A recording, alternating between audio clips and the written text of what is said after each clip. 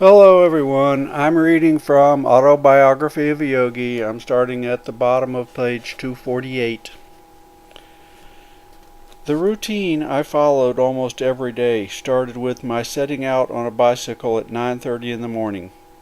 In one hand I would carry an offering for my guru, a few flowers from the garden of my Panthi boarding house. Greeting me affably, Master would invite me to lunch. I invariably accepted with alacrity, glad to banish the thought of college for the day. After hours with Sri Yukteswar, listening to his incomparable flow of wisdom, or helping with ashram duties, I would reluctantly depart around midnight for the Panthi. Occasionally I stayed all night with my guru, so happily engrossed in his conversation that I scarcely noticed when darkness changed into dawn. One night, about 11 o'clock, I was putting on my shoes in preparation for the ride to the boarding house. Master questioned me gravely. "When do your A.B. examinations start?" "5 days hence, sir." "I hope you are in readiness for them." Transfixed with alarm, I held one shoe in the air. "Sir," I protested, "you know that my days have been passed with you rather than with the professors. How could I bring myself to enact a farce by appearing for those difficult finals?" Siri Yukteswar's eyes were turned piercingly on mine. "You must appear." His tone was coldly peremptory. I should not give cause for your father and other relatives to criticize your preference for ashram life. Just promise me you will be present for the examinations. Answer them the best way you can. Uncontrollable tears were coursing down my face. I felt my master's command was unreasonable, and that his interest was, to say the least, belated. "I will appear if you wish it," I said with a sob, "but no time remains for proper preparation." To myself I muttered, "In answer to the questions I will fill up the sheets with your teachings." When I entered the hermitage the following day at my usual hour, I presented my bouquet mournfully to Sri Yukteswar. He laughed at my woe-begone air. "Mukunda, has the Lord ever failed you at an examination or elsewhere?" "No, sir," I responded warmly. Grateful memories came in a revivifying flood. "Not laziness, but burning zeal for God has prevented you from seeking college honors," my guru said kindly. After a silence he quoted, "Seek ye first the kingdom of God and his righteousness, for all these things shall be added upon you." And that is from Matthew chapter 6, verse 33. For the 1000th time I felt my burden lifted in Master's presence. When I had finished our early lunch, he suggested that I return to Panthi. "Does your friend Ramesh Chandra Dutt still live in your boarding house?" "Yes, sir." "Get in touch with him. The Lord will inspire him to help you with the examinations."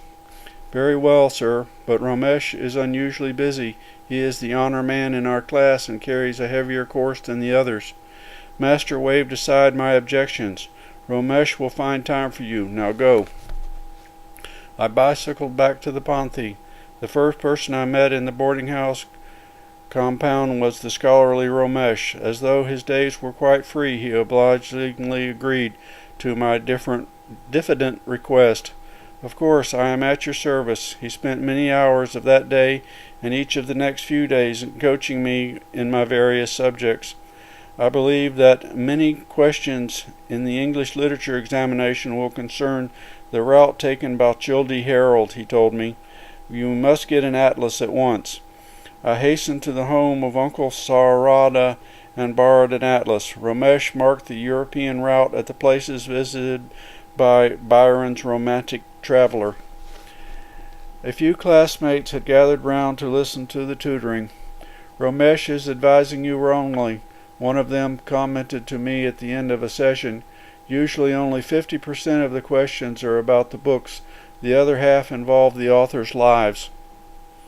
When I sat for the examination in English literature, my first glance at the questions caused tears of gratitude to pour down my cheeks, wetting my paper. The classroom monitor came to my desk and made a sympathetic inquiry. My great guru foretold that Romesh would help me, I explained. Look, the very questions suggested to me by Romesh are here on the examination sheet, I added. Fortunately for me, there are very few questions this year on British authors whose lives are wrapped in deep mystery so far as I am concerned. The boarding house was in an uproar when I returned. The boys who had been ridiculing me for my faith in Romesh's coachings now almost deafened me with congratulations.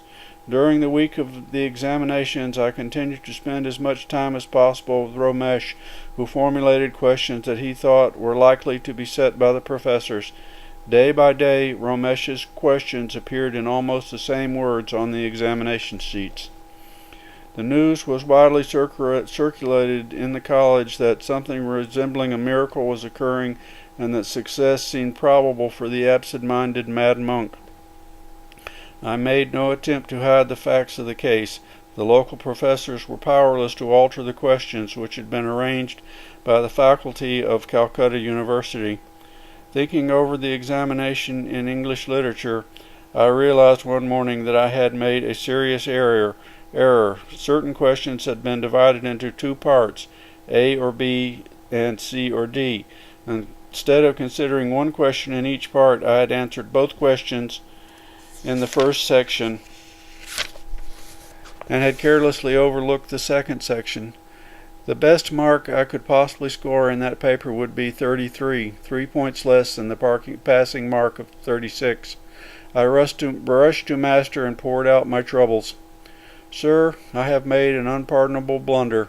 I don't deserve the divine blessings through Romesh. I am quite unworthy.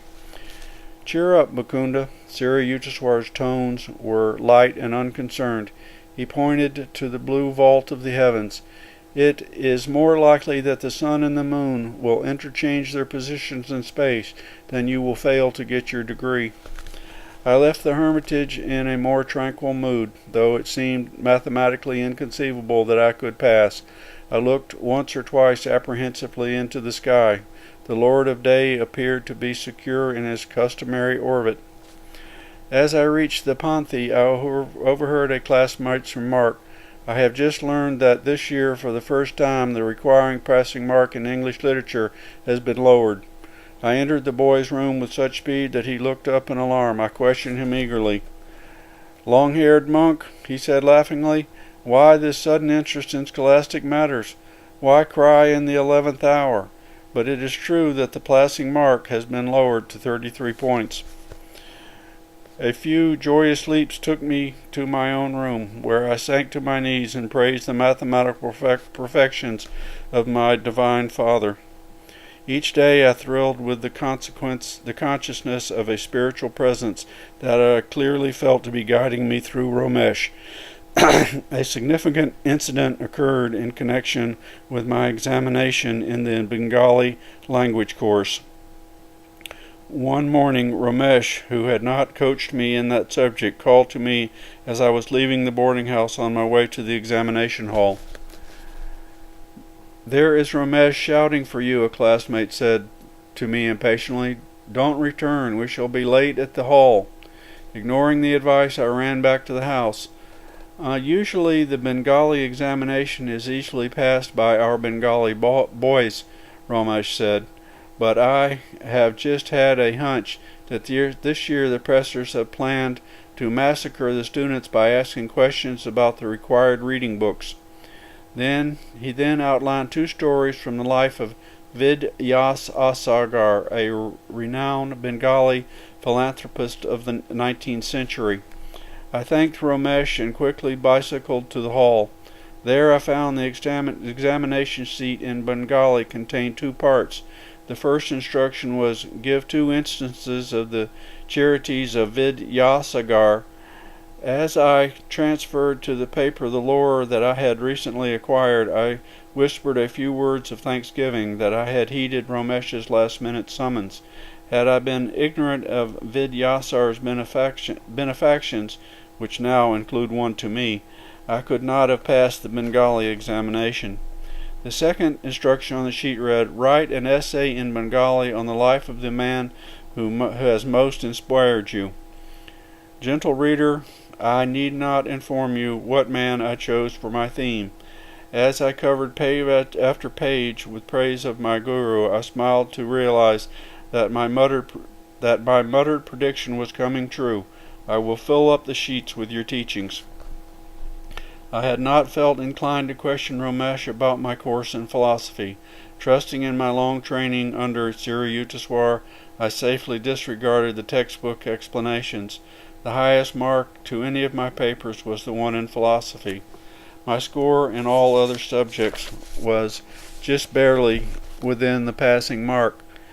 It is a pleasure to record that my unselfish friend Ramesh received his own degree cum laude. Father was wreathed in smiles at my graduation.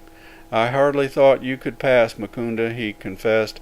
You spent so much time with your guru. Master had indeed correctly detected the unspoken criticism of my father. For years I had been uncertain that I would ever see the day when an A.B. would follow my name. I seldom used the title without reflecting that it was a divine gift conferred on me for reasons somewhat obscure. Occasionally I heard college men remark that very little of their crammed knowledge remained with them after graduation. That admission consoles me a bit for my undoubted academic deficiencies. On the day of June 1915, I received my degree from Calcutta University. I knelt at my guru's feet and thanked him for the blessings flowing from his life into mine. Get up, Mukunda, he said indulgently. The Lord simply found it more convenient to make you a graduate than to rearrange the sun and the moon.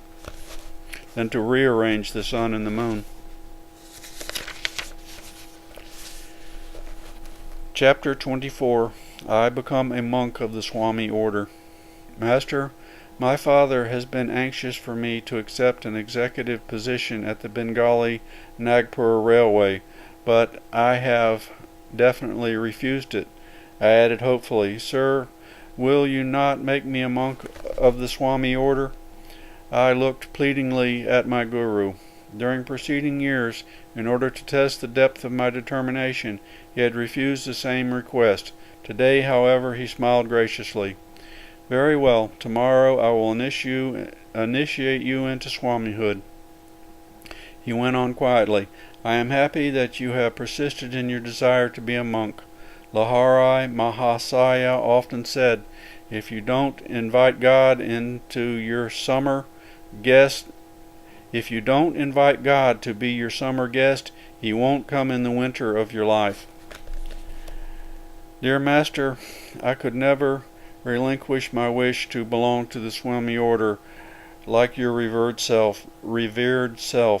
I smiled at him with measureless affection. He that is unmarried careth for things that belong to the Lord, how he may please the Lord. But he that is married careth for the things of the world, how he may please his wife. That is Corinthians 1, 7:32 to 33.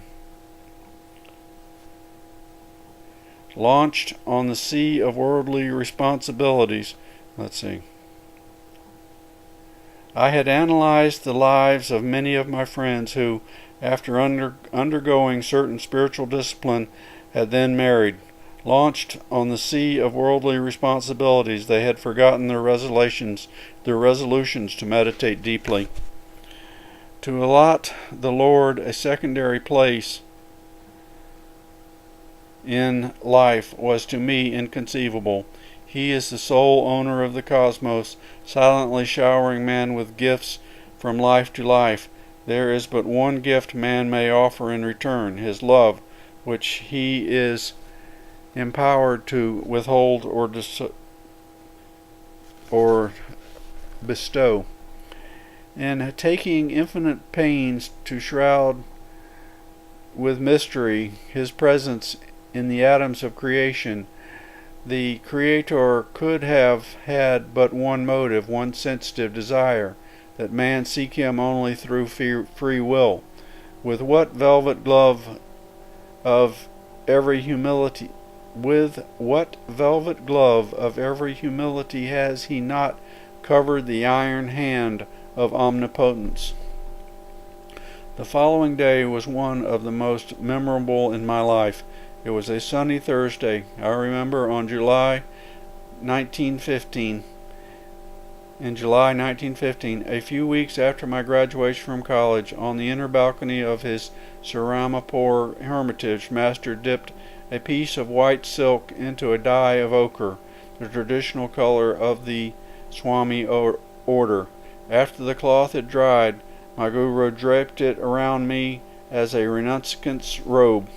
"Some day you will go to the West, where silk is preferred," he said.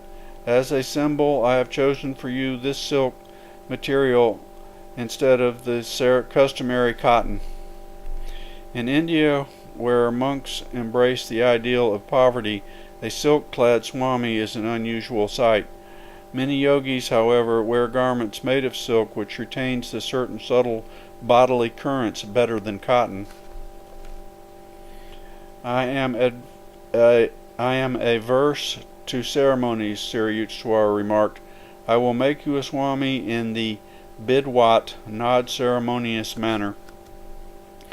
The Bididisa, or elaborate initiation into Swamihood, includes a fire ceremony during which symbolical funeral rites are performed. The physical body of the disciple is represented as dead, cremated in the flame of wisdom. The newly made Swami is then given a chant such as, "This Atma is Brahma," or "Thou art that," or "I am he." Sri Yukteswar, however, with his love of simplicity, dispensed with these formal rites and merely asked me to select a new name.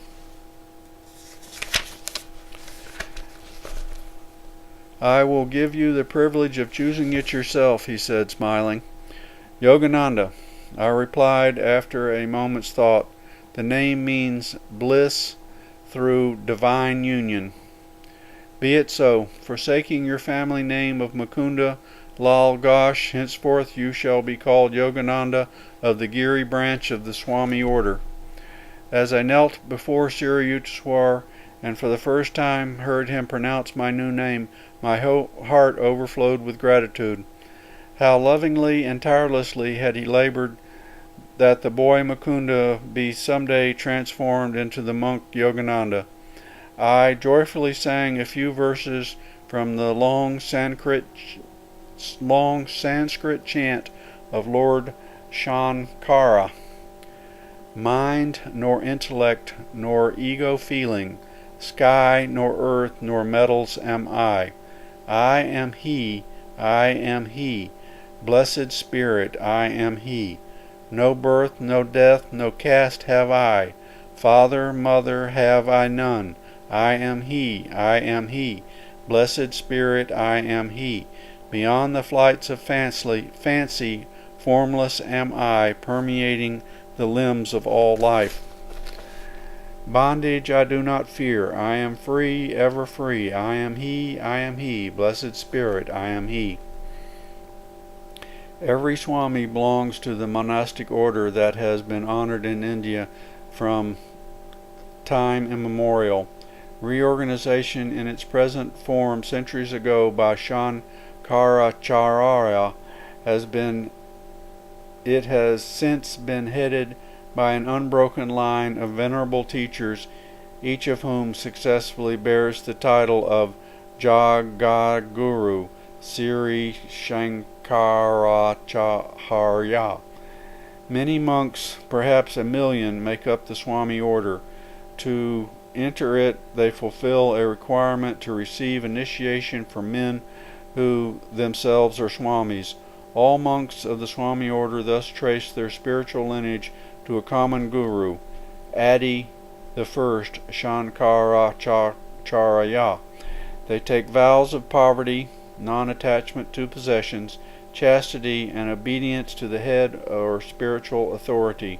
In many ways, the Catholic Christian monastic orders resemble the more ancient order of Swamis. To his new name, a Swami adds a word that indicates his formal connection with one of the 10 subdivisions of the Swami order. These dasanamas, or 10 agnomens, include the Giri mountain, in which Sri Yukteswar Giri and hence myself belong. Among the other branches are Sagara sea, Bahatari land, Puri tract, Saraswani wisdom of nature, Tirtith place of pilgrimage, and Aranya forest.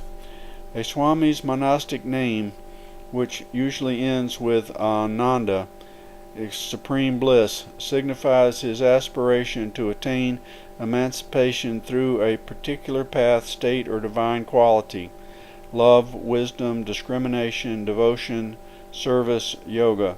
His agnomen indicates harmony with nature.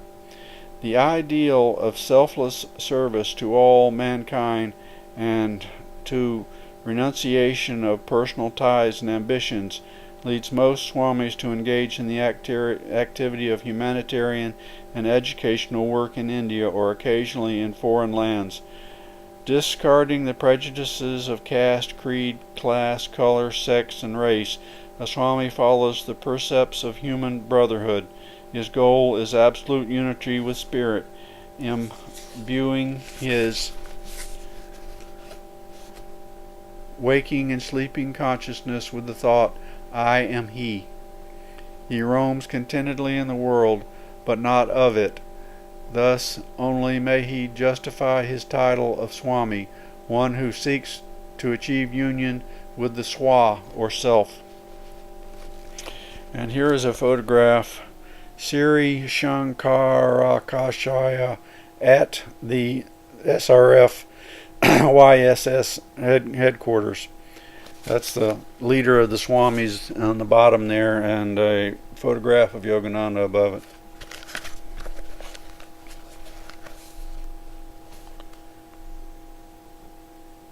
Sri Yukteswar was both a Swami and a yogi. A Swami, formerly a monk, by virtue of his connection with the venerable order, is not always a yogi. Anyone who practices a scientific technique for divine realization is a yogi. He may be either married or unmarried, either a man of worldly responsibilities of one or one of formal religious ties.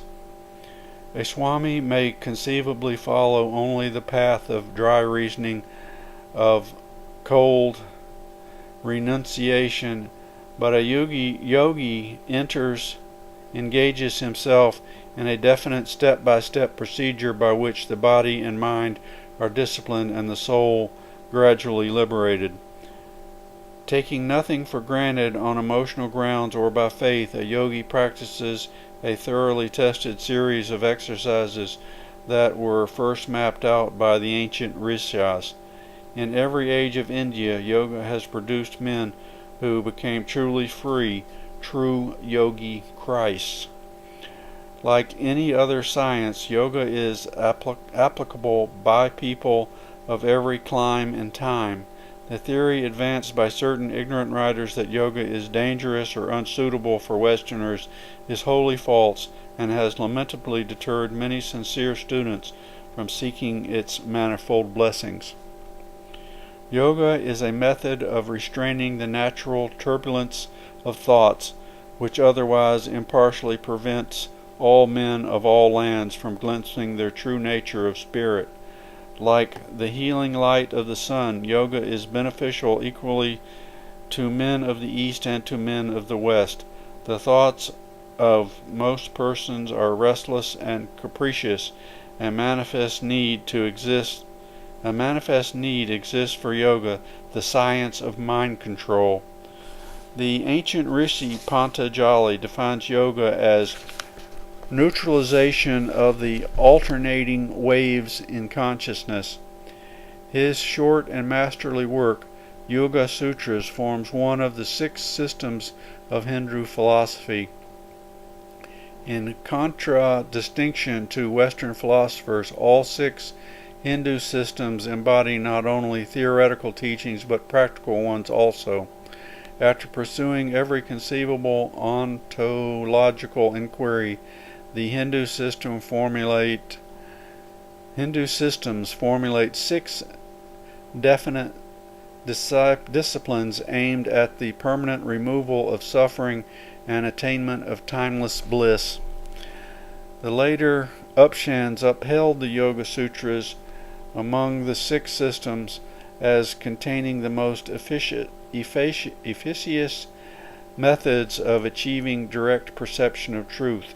Through the practical techniques of yoga, man leaves behind forever the barren realms of speculation and cognizes the experience of the veritable essence. The yoga system of Patanjali is known as the Eightfold Path. The first steps are yama, moral conduct, and 2, niyama, religious observances.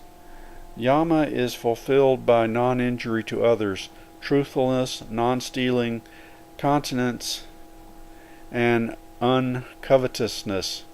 The nimya prescripts are purity of body and mind, contentment in all circumstances, self-discipline, study, contemplation, and devotion to God and Guru.